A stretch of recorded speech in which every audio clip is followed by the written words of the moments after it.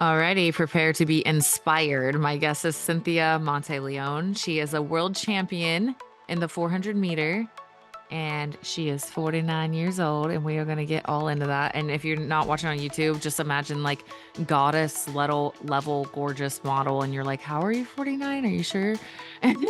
She's a mom of three, an author and a metabolic analytics practitioner.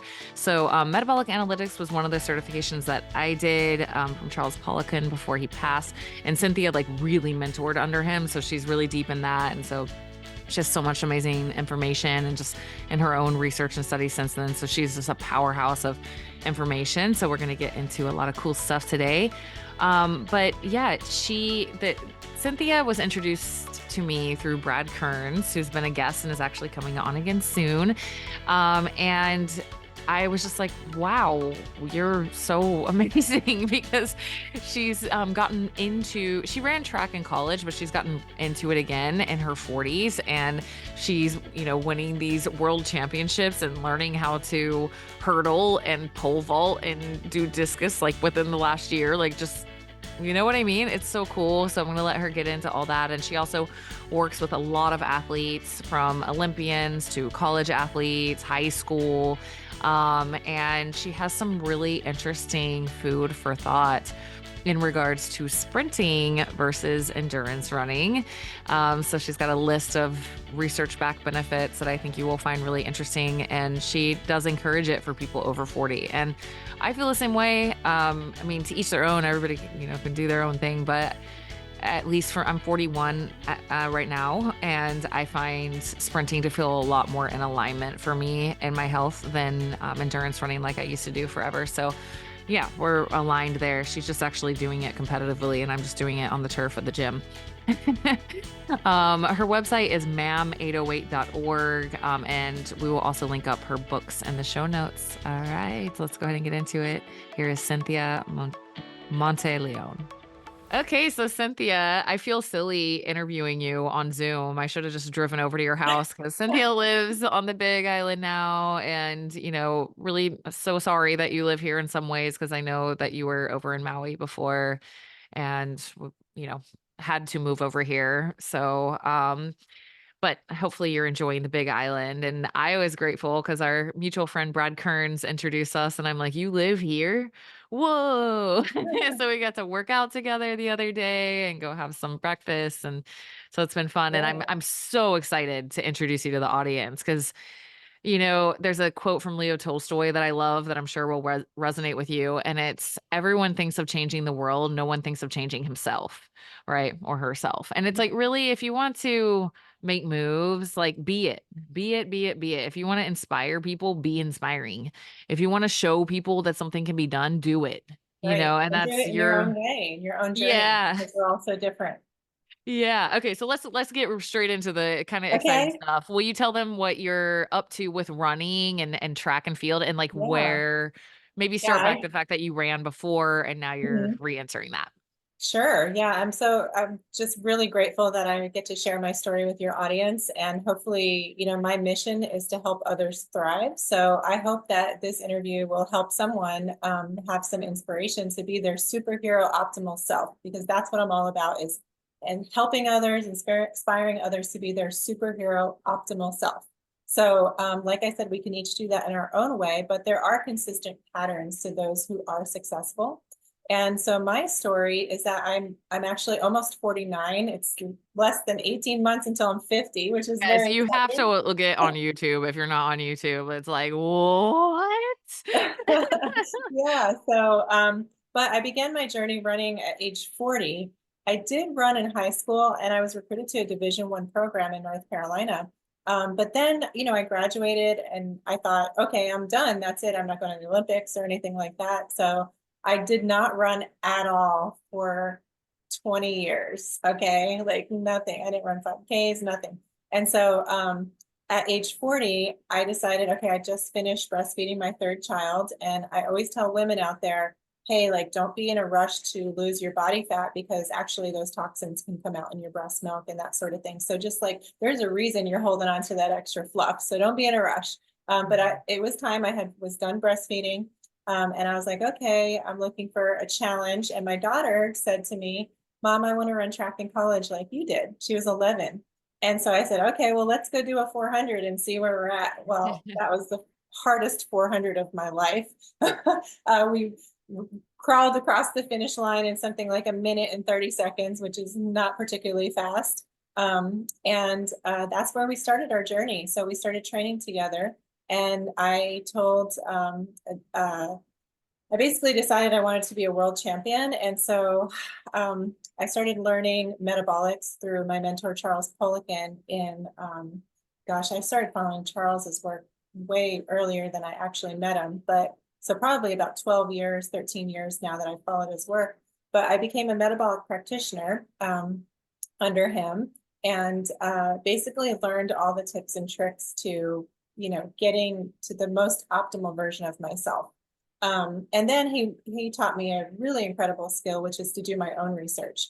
So above and beyond, I am reading, 50 medical journal articles a week. I read a couple of books a week. Sometimes I take weeks off, so not consistently every week, but generally that's what I'm reading to get my answers, because I can't really trust all of the headlines out there, which I'm sure you realize too.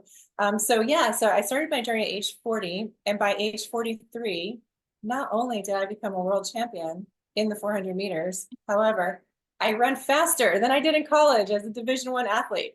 So it's my inspiration to share with others, not just my journey, but all of the tips and tricks of how I did it. What were the ways that I found were successful, not just for me, but for my clients. So I've had thousands and thousands of metabolic clients, but I also work with Olympians, professional athletes in many different sports: surfing, sailing, jiu-jitsu, not just running. But I do have the top in the world track athletes in masters age groups. I have Sue McDonald, is a very good client of mine. She follows everything I say very to the T, which Athletes is are so awesome that way. indicative of her personality, as a champion. She broke 11 world records last year at age 61. She ran 61 seconds in her 400 meters, which is crazy. Like fastest in history, fastest in the world. I Wow. mean, it's hard for anyone, male or female, at any age to run close to 60 seconds in a 400. Yeah. Christina Trucks, age 40, she just broke the American record in the 400 as well. My client, she ran a 56-second 400. And then Emma McGowan, she's 56. She runs a low 13 second or high 12 100 meters. And she runs a low 26-second 200 meters. And she also runs around 60 seconds for her 400. So just sampling, for instance. So what I'm saying is, it's not just me. I like to share, my knowledge with others. And my real passion is, and I'm happy to share with your audience, my top 10 reasons why sprinting is beneficial for you when you're aging, as opposed to training for a marathon. Because I feel like women especially women, but men too sometimes, they turn 40, and instead of thinking, oh, I want to train for the 100, or like me, I want to train for sprinting for the 400, they think, oh, I'm going to train for a marathon. And I really feel like it's a bad road to go down. Girl, this has been a thing for me. Yeah, forever, because availability, because on every city and every, constantly year round, there's all these marathons, half marathons, 5K, 10K, maybe a 10 miler. I'm like, can you start this? It's not as accessible to do track, but it would be so much more. I totally agree with you. It'd be so much more beneficial. It's just, there aren't really like random adult public track events available, and I'm like, this has got to shift. There are. Okay, so tell me more, because you've obviously, they don't know, and it's about this. also my passion to share this with others.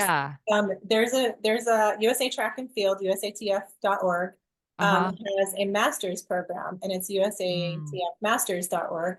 And as long as you're age 35 or older, you don't even have to be 35. You can be 25 and still go to the US National Masters Track Championship at age 25. The actual world categories start at age 35, and it goes in 5-year age groups. And you compete against people your age, so 35 to 39, 40 to 44, that kind of thing.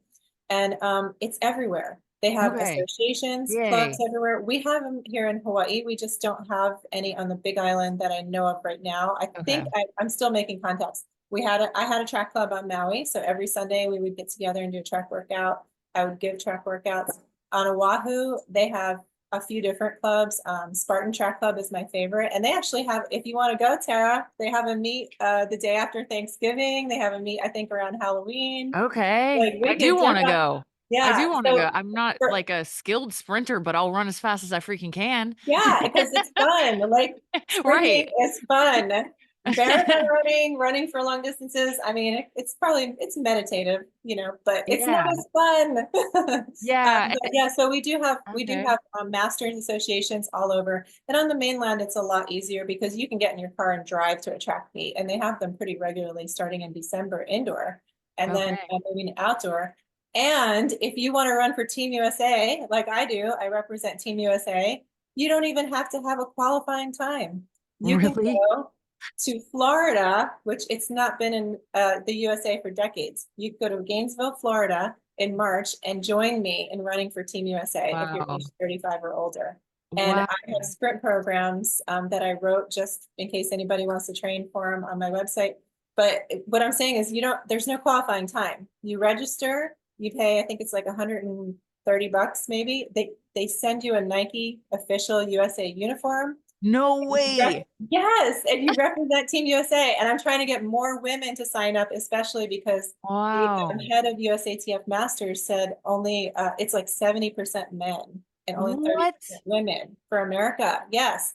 And it's Oh usually in my Europe, but it's gosh. in Gainesville, Florida in March. So please join me, y'all. And come sprint with me. 60 Okay. meters, 200 meters, 400 meters, 800 meters. I mean, they have all the events. And So field events too, right?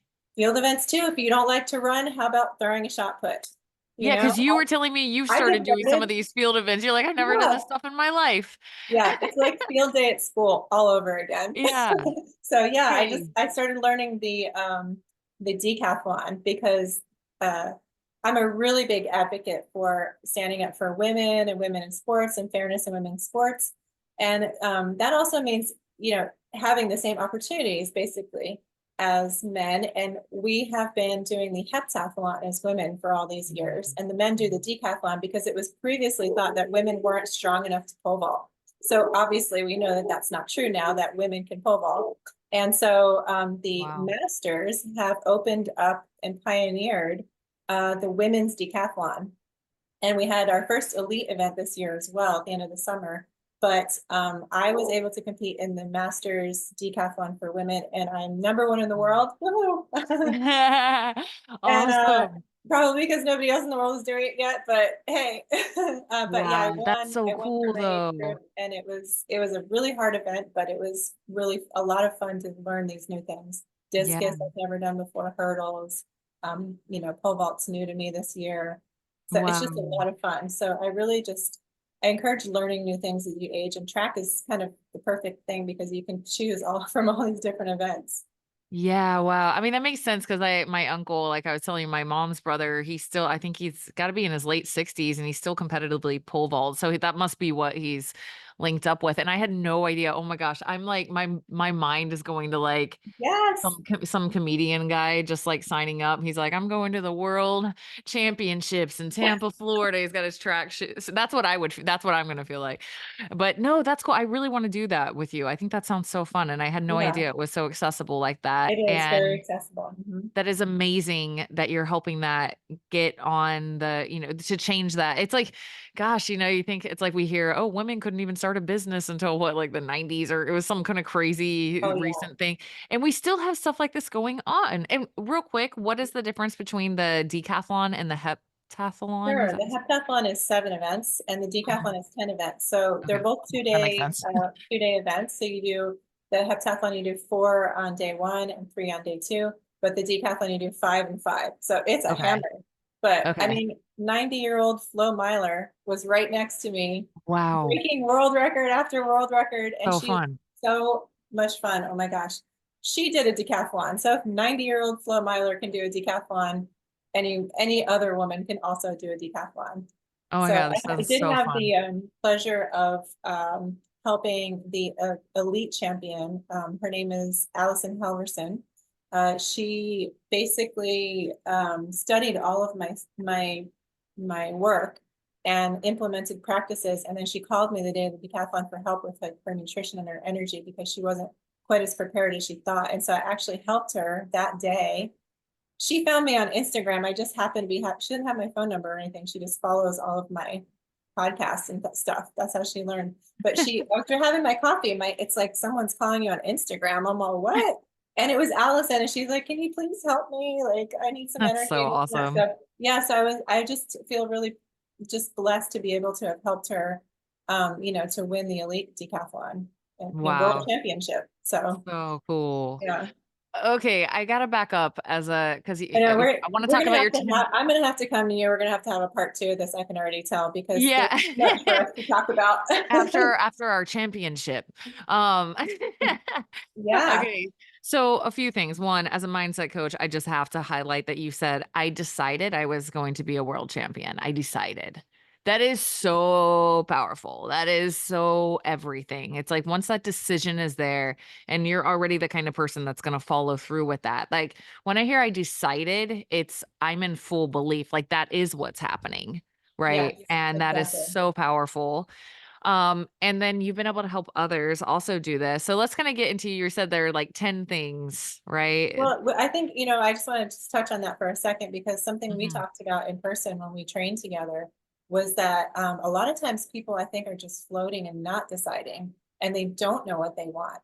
And I Right. think it's really important to, like, you know, spend some time with yourself. I tell my clients, you know, take a few minutes every morning and kind of meditate, write down your goals for the day. This is something I learned from Charles. Write down your goals for the day that haven't happened yet. Maybe 3 things that you want to happen, but just act like they already happened. Like, it Yeah. could be small or big. It could be, you know, I had a successful day at work today. You know, I was able to help a couple of clients. Like, whatever it is, just write it down, or you can just recite it in your head. So I think empowering yourself to make a decision and towards a direction, whether it's a romantic relationship that you want, the type of partner you are looking for, the type of goal that you want, like, just really identify, like, what would benefit me to being my superhero optimal self. You know, like for Yeah. me, sticking to something that's going to increase my longevity and health benefits was having the 400-meter, you know, world championship as my goal.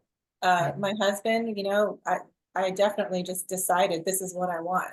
And he kind of just, like, I felt like, showed up at my door. So I just want to say the mindset is very powerful that Yeah. way. You're right. And you just have to really make a decision. Like, and so I Yeah. think a lot of people are just floating through, like, I'm not really sure, like, Right. or they don't pinpoint what they want. So yeah, Yeah. that's part of it. But Yeah. yeah, okay. So running wise, what, go ahead, Yeah. questions? You said, what did you say? You have 10 things for what? Oh, What was this? this might take a while, but I could try to consolidate it really quick. I like to talk about 10 reasons why sprinting is more beneficial Yes. over 40, especially, but Yeah. really at any age, than marathon or endurance training. Do you want me to Yeah. go through that? Yeah. I want to hear them because Okay. I think this is needed. Needed. Okay. And this is, again, backed up with many, many hours of researching medical journals. And I just recently revisited some of the, because I really wrote this last, like, 2021. It's been a while, but I researched all of the topics again, and there's, you know, even more research that backs this up. Okay, so the first one is hormone balance. Yeah. After age 40, especially, well, actually, really after in your 20s, your hormones start declining. Mhm. And so, especially, we want to keep testosterone up for athletic performance and longevity and holding muscle mass and things like that. Because we know muscles, that's, we're going to get to that, but muscle is, you know, the organ of longevity. Dr. Yeah. Gabrielle likes to say that. Um, but yeah, so hormone balance, endurance training plummets testosterone, plummets it. If you look at the data from endurance trained athletes, they have really, really low testosterone, especially. And then that can actually throw all the other hormones out of balance as well. You tend to have estrogen dominance in the endurance trained athletes in Yeah. women. And so really your hormones are more balanced, and you have a better, you know, better menstrual cycles for women, higher testosterone for men in sprinting as opposed to endurance training. Well backed up in the research. Yeah. Number 2 is gastrointestinal problems. If you look up endurance gastrointestinal in PubMed, you're going to find more than you want to read. Or So just run a marathon and you don't need to read any of that. yes. So the American Journal of Exercise Science came out with a study that linked, it was basically it was a collective study of all the other studies that link that microbacteria in our gut to the type of exercise we do. And it turns out the type of exercise we do can dictate what microbacteria are in our gut. And if you don't know, our microbiome is like about 3 pounds of us. It fills about a half of a gallon jug, and it has more DNA than we do. So sometimes I think we're kind of like puppets of this Yeah, microbacteria. I don't right. even know, but they are really in control. It's a Totally, fascinating subject, and it's one that we've totally. barely tapped. It's like stars in the Right, universe. We've right. barely tapped it. Yep. And so what we recently found out, though, is that if you do resistance training and drink whey protein, for instance, you're going to actually have a better microbacteria balance than if you do endurance training and eat plant-based. So there are a lot of different avenues Crazy. with this subject, but endurance trained athletes had an overabundance of a bacteria called Prevotella, which is actually shown to be also overabundant in vegetable eaters, mostly vegetarians, vegans, because it produces too much of this Prevotella copri, it's called, and that overabundance leads to things like rheumatoid arthritis and MS, and also other autoimmune disorders. These bacteria escape and settle into inflamed tissues and joints. Long story on that one. We can go into that another day because it's like a, deep Mhm, dive. But mhm. basically, I can identify my mentor Charles would say, all non-traumatic joint pain is actually bacteria.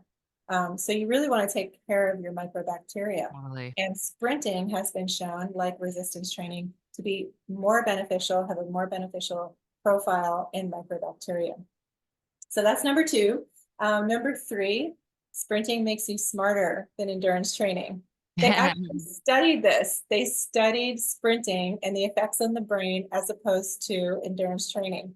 So sprinting increases something called BDNF more than endurance training. Yeah. BDNF is brain-derived neurotropic factor, and it's like a protein that fertilizes your brain. Have you talked about this before in your podcast? No, I'm just aware. Yeah, Okay. my mom had Alzheimer's, so I'm pretty BDNF Um, obsessed. I'm like anything yes, that increases okay. BDNF is like, bring it. Yeah, so they found the higher intensity work, especially Yeah, when sprinting, as opposed to the long, slow distance or endurance training. That increases the BDNF more, which actually, does more than just make you smarter. Well, that's going to be the next one. It makes you happier, but yeah, it does make you smarter. They measured learning ability after sprinting as opposed to after endurance training. It was fascinating yeah. studies that they're doing, and you Well, actually and the learning being ability was more after sprinting. and just kind of positioning learning ability as also meaning the ability to change your life, ability to change your patterns. That's why I'm kind of after that with my clients too is, we want some of that high intensity work. We want to hit those limits. I like doing things like intermittent fasting for the right person, not everybody, especially women over 40, probably not, but sometimes. And cold showers and it just, so yeah, you're able to learn, but you're also able to, like, increase the quality of your life much more easily, the more BDNF you have. Yes, that's true. Exactly. More neuroplasticity. Yeah. Right. So you're making more connections. Yep. So yeah, because of that BDNF increase, it actually makes you happier too. So if you again go to PubMed, type in sprinting anxiety or sprinting depression, you're going to find a multitude of studies where they've measured the effects of sprinting on happiness. And it turns out that it increases happiness by decreasing anxiety and depression more so than endurance training. So that's pretty exciting too. Yeah. Um, and then number 5, overuse injuries. Okay, so a lot of people will say, oh, I can't start sprinting because I'll just pull a hamstring. Well, yeah, I'm not saying go out there and go max Right. effort, Right. but there's a way to start, and we can talk about that after this list. Right. But um, if you are endurance training or training for a marathon, specifically marathon, this research has shown that there are more overuse injuries. And this is because of the repetitive motion Totally. without the strength. So like I talked to my physical therapist about this, who's a genius, and he was saying that it's very rare that marathon runners actually take the time to strength train. And the strength training is very important for all runners, all types of runners. So I would say that that's part of it. But if you look at tendons, again, do a search tendons and marathon runners, you're going to find that actually the tendon structure changes from endurance training and it breaks down, the tissue breaks down. So you, not only that, they tend to have too long of exercise and not long enough of recovery because they're always having to get in the miles or, you know, the Ks if you're from a European or Australian country and you want to get the Ks, kilometers. But yeah, so they're getting too much work in that's not really producing the same amounts of benefits and overusing and wearing down the tendons and muscles. So overuse injuries would be number 5. I'll say real quick on that Yeah, one, go just for it. that's the main reason I can't bring myself to marathon anymore. Like that one right there. Cause I used to forever. I used to do this endurance thing forever. And I was always getting injured. It's just so much time out there pounding, you know, and I've been sprinting. I mean, not like you, but like sprinting for fun at the gym Yeah, since then, probably the last, I don't know, how long has it been? Somewhere in 5 to 9 years. I don't know, 6 to 8 years or something. And it's just one, it's more fun, and two, I'd not run it. If you sprint and something feels off, you just stop. Well, if you got a marathon to train for and you're on mile 12 and something starts feeling weird, it's kind of like, oh man, do I call it? Do I I not? know, I'm but kind you of out worked in the so middle of hard for that moment, nowhere. right? Right. And so it's just, I was always injured. I was always, something was always popping up, not to mention like, if you are not aware that you have some inhibitions or some dysfunction in your movement patterns, you were Right. just driving. You're like, just here, let me make sure that pattern just stays exactly Yes. like this. Let me make sure my hamstrings are dominant. Let me make sure that, you know, this IT band issue that I'm not dealing with is pulling on my knee and like, you know, let me make sure that my ankles never get.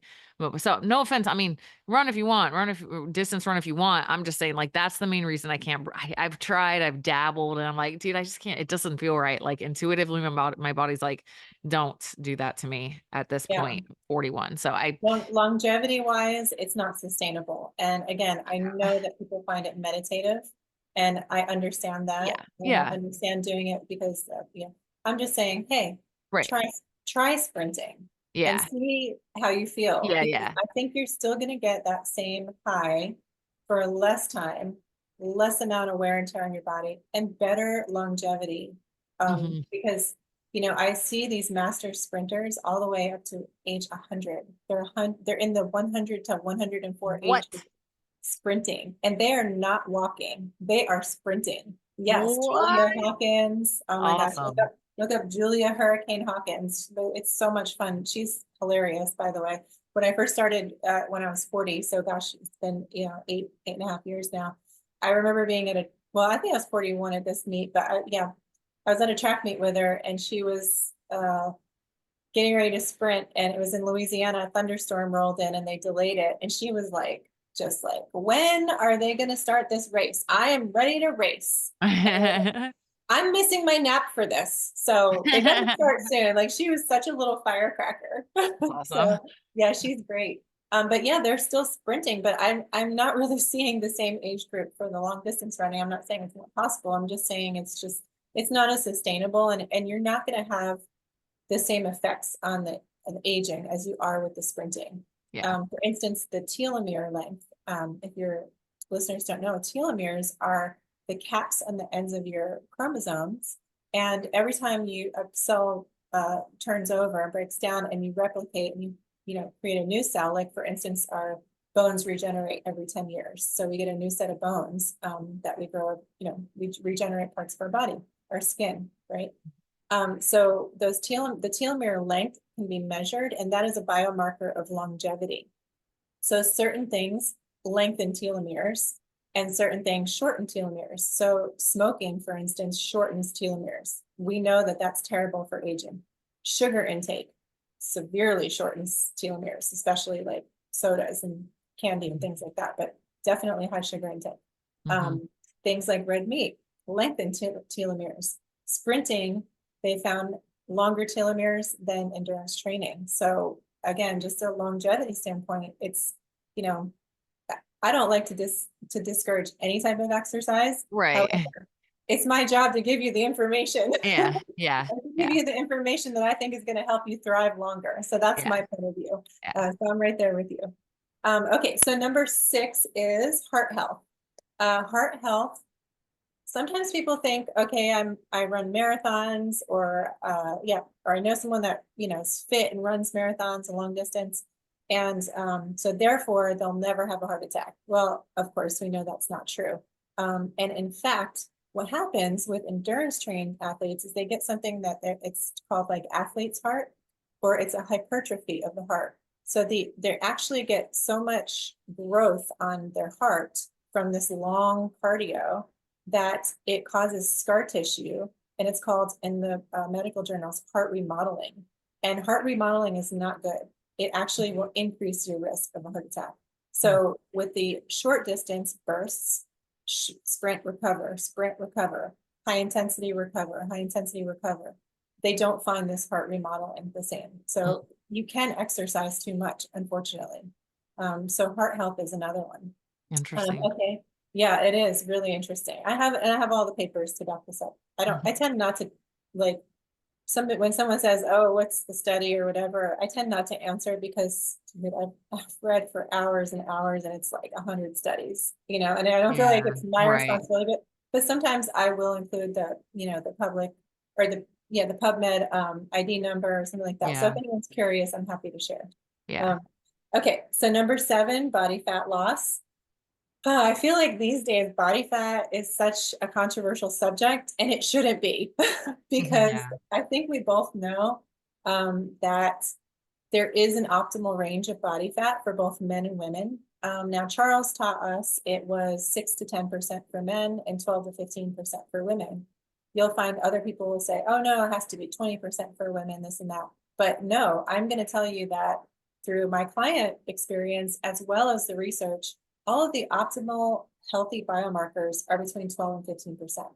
So if you do have a little bit of body fat to lose, sprinting is the way to do it.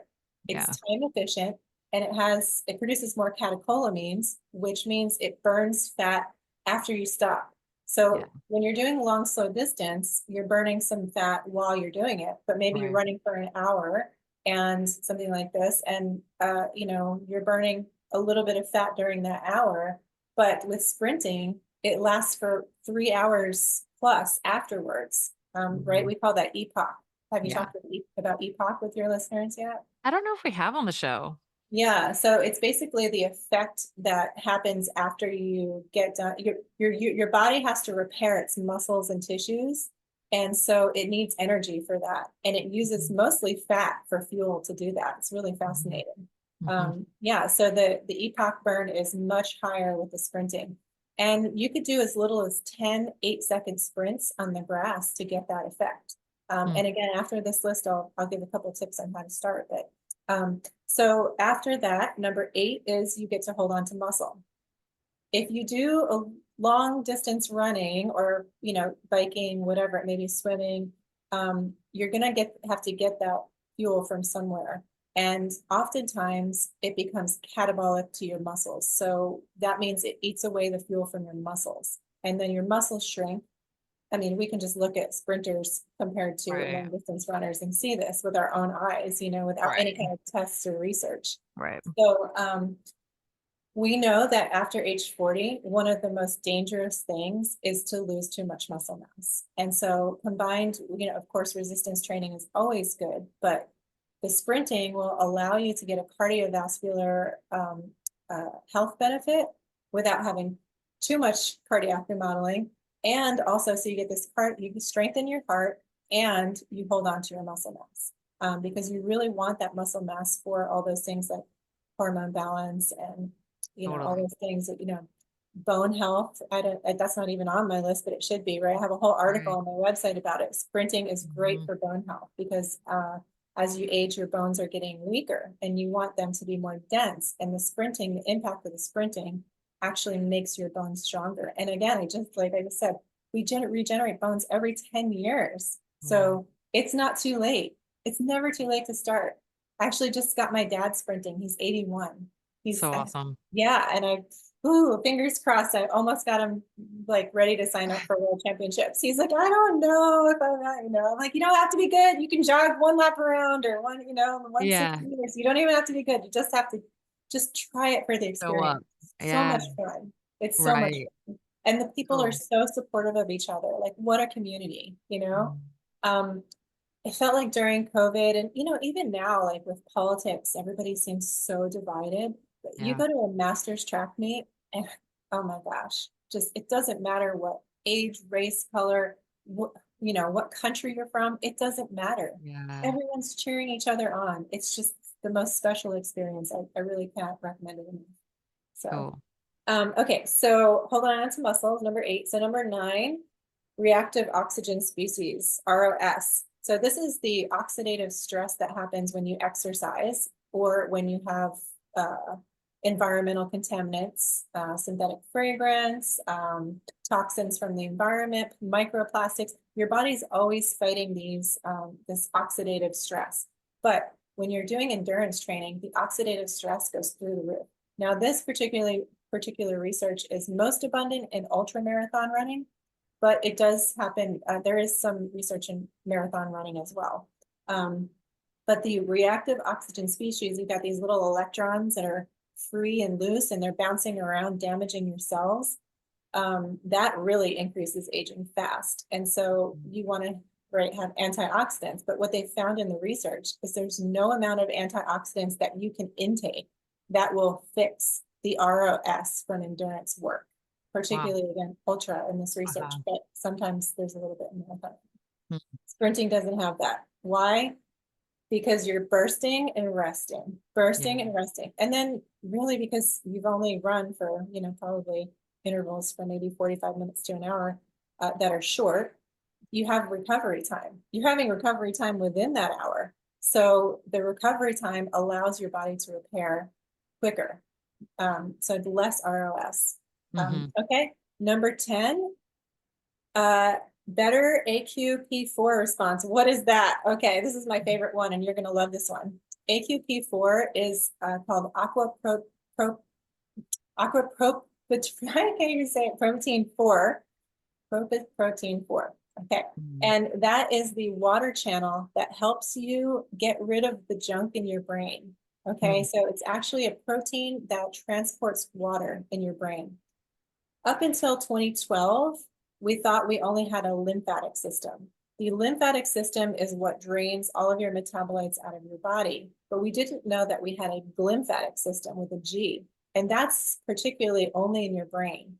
This happens at night when we sleep, and what happens is our glial cells, GLIAL, will shrink, and our cerebrospinal fluid will flow through and clean out all of the junk in the brain. This includes, the amyloid beta proteins that they associate with Alzheimer's. So tau tangles, amyloid, these are all associated with Alzheimer's. So what they're finding is that clearance is impaired. The AQP4 clearance is impaired. And so those are building up in the brain.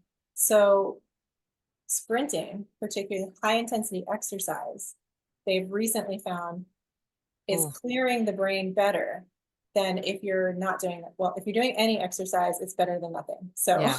Right. even if you're marathon training, it's better than not doing anything. Mm-hmm. Exercise does help it. However, the higher the intensity, the Yep. more clearance you're getting at night. And this is really, really important.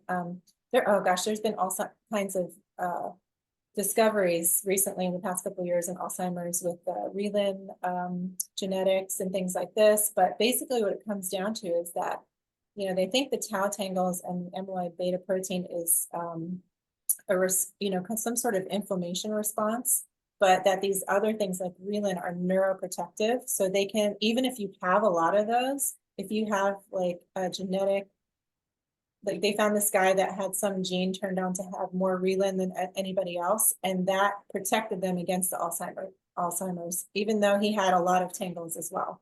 But what they find is that if the AQP4 transport is impaired, this is the most detrimental thing.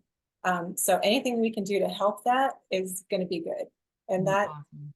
Yeah. again, in the research is that more intense exercise. Mhm. So Yep. that's my top 10. I know I kind of went through them Beautiful. fast, but That was awesome. Thank you so much. Okay. yeah. So now since everyone's like, okay, sign me up.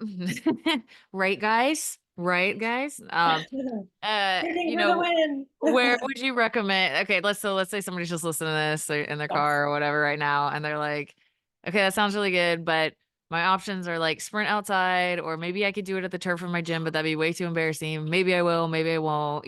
Where do you Yeah. recommend somebody starts? And maybe they also just on the social side of things, right? Because some people are like, I'm just gonna show up at this like track thing, like, oh my gosh, Again, so from personal to social. if you're in Chicago or something like that, we'll say, and you look up your Chicago Association for Masters or, the clubs, track clubs in your area, I guarantee if you call that person, you say, I've never sprinted before, but I'm interested in sprinting, for health benefits, for longevity, they're going to welcome you with open arms. Like, I really feel confident in that because, again, the Masters track community is like, they're just very welcoming and they are encouraging of everyone else. And they love to help beginners because they're like, oh, somebody I can teach and share my knowledge with. Yeah.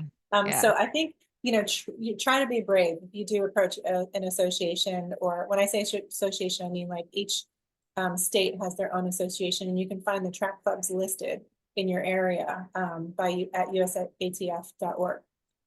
But how do we start? Like, okay, so take me for instance, like say if I was beginning, I live in a place now on the Big Island where there's no track. Like Yeah. if I can find a track that's open, it's going to be an hour and a half drive. So I have to train on the field, which is fine. Actually, field sprinting is where I like people to start. Two things. One, I tell people to start, if you've never ever sprinted before, start strength training. Do a month of strength training first, particular to running. So you want to do like knees over toes style split squats, which was not invented by ATG. Don't even get me started on that, but was Charles's work discovering that. But so you want to do like this, the knees over toe style split squats, regular back squats, obviously hire a coach such as yourself that has a knowledge of how to stack things in ABC series. But front squats are another good one. Poliquin step ups are excellent for VMO activation. That's the quad that protects your knees. Calf raises, and all of these things that are going to tibialis raises for sure, that Mhm. are going to strengthen your legs. And then shoulder work for your upper body, biceps, triceps, chest, pec. These are all important for sprinting. So I'm just giving some examples in case people are like, I have no idea what are exercises for running, but these are examples. So you want to strength train for a month at least, and then you want to start walking up a hill. Why walking up a hill? Because it forces your foot into dorsiflexion, which means your toe is up. When you're sprinting, you want to hit the ball of your foot on the ground beneath your hip. So it's kind of a clawing action. And in order to do that, your toe needs to be up. So hill walking actually promotes the correct form. So remember you were saying like when you repetitively run in long distances with, maybe a tilted pelvis or something like that, you just reinforce all of that. Same thing with the sprinting, you want to reinforce the correct movements. So Yeah. you can do this also through drills. I have a free dynamic warm-up for sprinting on my YouTube. Just starting with that would be an excellent way because there are some buildups and different track drills and things like that. And let me tell you, if you show up to your local track club and you know that dynamic warm-ups for sprinting, by the back of your hand, they're going to be like, oh, you know what you're doing. So it's on my YouTube. My YouTube is MAM Metabolic Analytics Maui. Yeah, so walking up a hill and then gradually increasing the pace. So that would be something 3 times a week for sure to do any of these. And then you can move to the grass and you can do your 10 8-second sprints. Take plenty of time in between because the higher the intensity you do, the more rest that you want.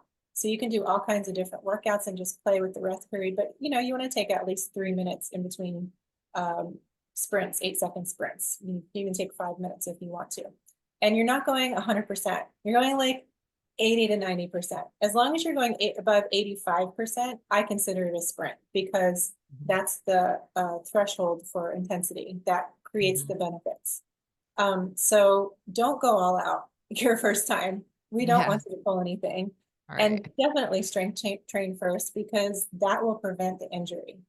So yeah, walking up a hill, then increase to jogging. Second, go to the grass and make sure it's not, uneven. And start with 10 times 8 second sprints. And then you could increase to, basically a little bit longer and maybe less reps. So if you do, there's a workout I love to do that's a little bit more of a conditioning type sprint workout, but it's fun to play with. It's called hundreds on the minute. And you measure out with you can get a measuring wheel and a little stopwatch. You can measure out 100 meters on the grass or less if you don't want to go that far. And then but 100 meters works really well for the timing. And then you start your watch when you run, and say you run it in 20 seconds, then you have 40 seconds rest on the other side. But if you're new and you're not running it in 20 seconds and you run it in 40 seconds, then you only have 20 seconds rest on the other side. So it helps you get in shape to run faster. You can Right. do this all the way to, 95% sprint and you'll be dead, right? Because it'll be a really Mhm. good hard workout. That's cool. But I try to keep it somewhere in this one somewhere in the 90% range of effort. Okay. Yeah, Cool. hundreds on the I like minute, and you that. do 10 of them. That sounds Yeah, fun. yeah, Okay, and then on your website, you also you said you have, like, sprint training programs, right, that they can yeah. follow? Mhm. Yeah, So if you're on a budget, then just get the book Fast Over 40 because there's a couple okay. beginning workouts in there if you're not, like, ready to train. Mhm, But if you're like, "Okay, I've already sprinted. I know how to sprint like yourself, and I want to train for the world championships and be, I want to just see what I can do." mhm. Something more structured and more, I would say pinpointed to anywhere from the 60 to the 200 to the 400, which are the three sprints offered there, indoor.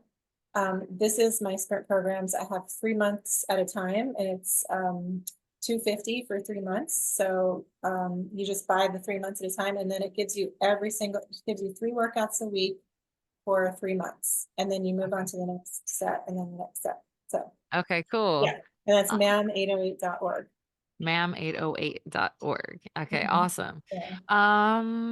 Let's see. Any last things, but just to kinda let them know, you do have, like, a cookbook, you have your Fast Over 40 book, and you also have your Yeah. Ma'am Kitchen Favorites cookbook, so we'll link all that stuff up. You got your sprint coaching, obviously. Do you coach people individually? I'm assuming you're talking about all these I clients? really don't anymore. I just don't have Okay, okay. time. Okay. So yeah, and even the metabolics, I have a waiting list. Okay. But feel free to sign up for the waiting list if you Okay. want to.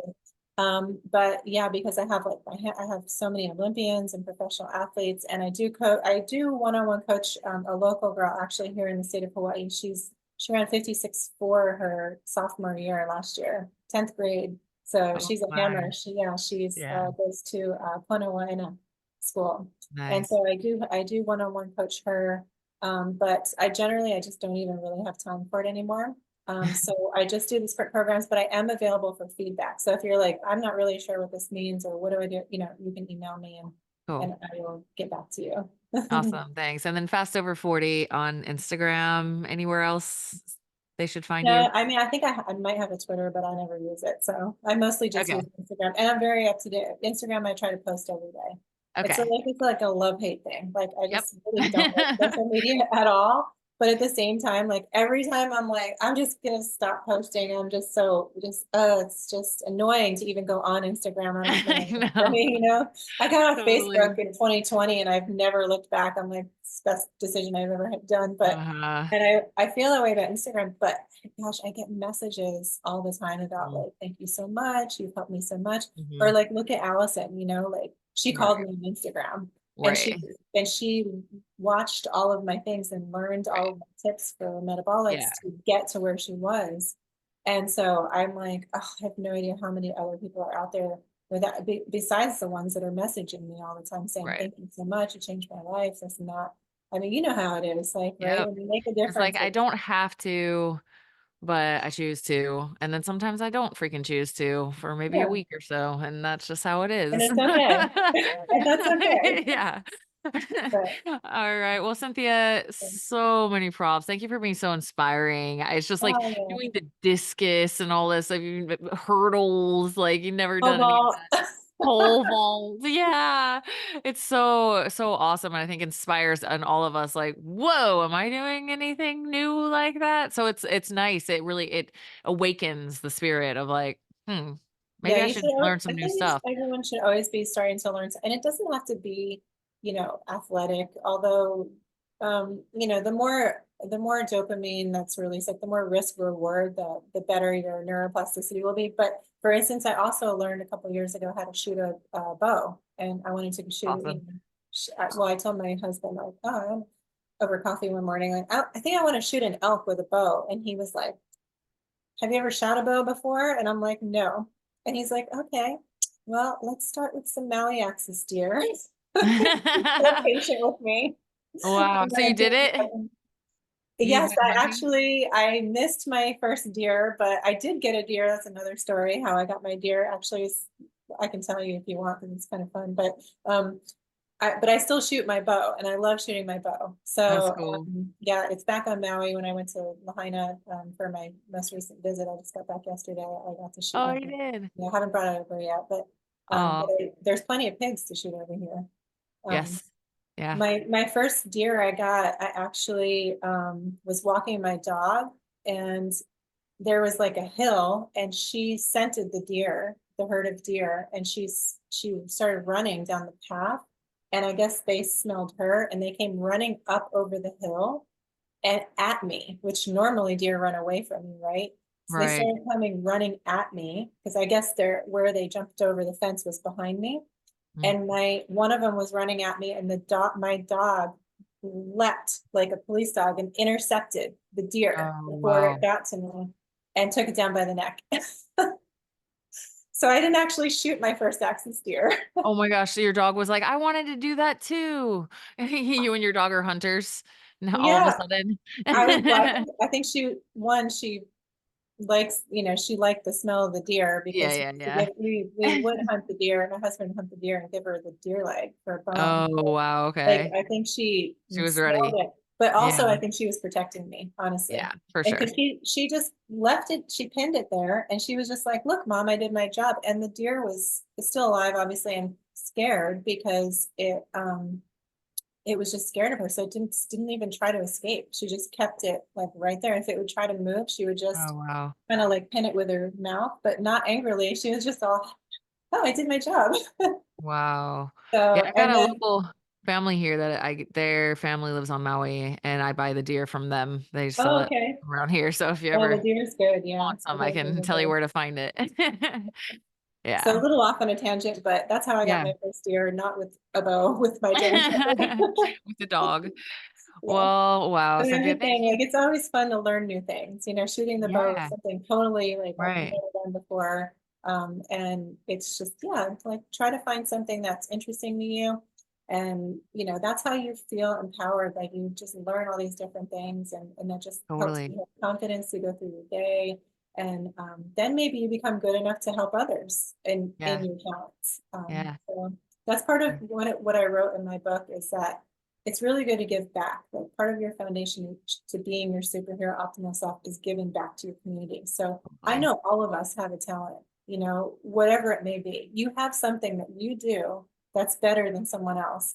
And I think that you can share that talent. And by giving it for free to your community, or, your church, or whatever your community looks like, Mhm. you actually create a relationship that gives you a solid foundation to be who you are. I don't know if that Yep. makes sense. It's a little, 100%. okay. 100%. Yeah, Yeah, so that helps you become your superhero optimal self, because then you have this community foundation where you're not asking for anything in return, you're just giving your talents, and then they in turn support you and who you are.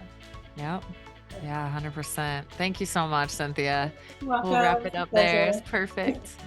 Hey, thank you so much for listening to this episode of the Inside Out Health Podcast. I hope this episode served as inspiration and something that you needed to hear in your life. If you have a friend or family member that you think would benefit from this episode, please share it with them. And also, please subscribe. I have so many more amazing guests coming. I have just been so gifted and honored to meet so many incredible health professionals in my career, and I cannot wait to share their messages with you guys. So please subscribe.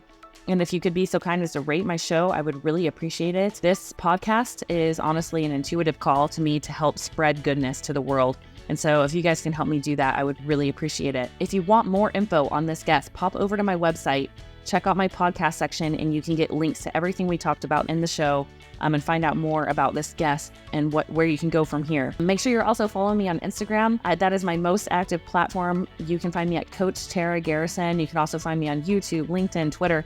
Everything is Coach Tara Garrison across the board. And then, if you want to send me a message, guys, and let me know other guests or other topics you want to hear on the show, please let me know. I am here to serve you. So would love to hear from you, would love your feedback on the show. And if you share any of these episodes, please tag me on social media. It's Coach Tara Garrison.